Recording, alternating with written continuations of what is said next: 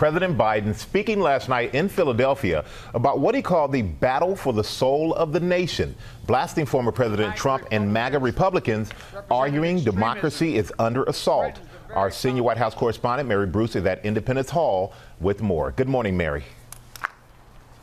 Good morning, Michael. Well, this was one of the harshest critiques we've heard yet from this president. Biden arguing that the November elections are really a moral choice, warning that the preservation of our democracy is at stake. As I stand here tonight, equality and democracy are under assault. Overnight, President Biden outlining a stark choice. Too much of what's happening in our country today is not normal. Donald Trump and the MAGA Republicans represent an extremism that threatens the very foundations of our republic. Biden warning their election denials are a threat to the nation. Democracy cannot survive when one side believes there are only two outcomes to an election.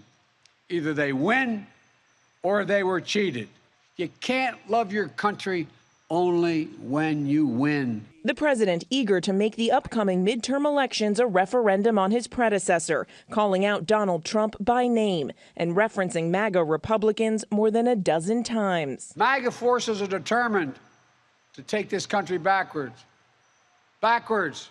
to an America where there is no right to choose, no right to privacy, no right to contraception, no right to marry who you love. They promote authoritarian leaders and they fan the flames of political violence.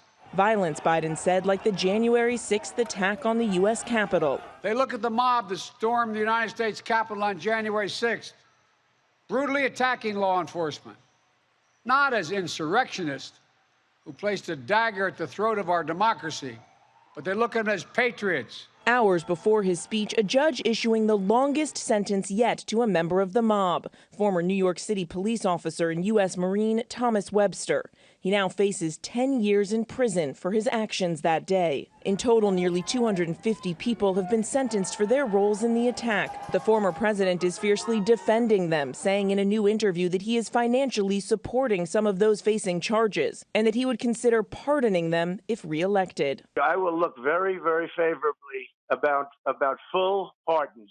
I mean full pardons with an apology to many, an apology. Now, the White House insists this speech last night was not political, but this was Biden's second of 3 trips to this critical state within the span of just 1 week. Democrats, of course, are hoping to pick up a Senate seat here in one of the most closely watched races in the country. But this is ground zero for both parties. And tomorrow night, Donald Trump will be here holding a rally and campaigning for the Republican candidates. Cecilia. He certainly will, Mary. Thanks.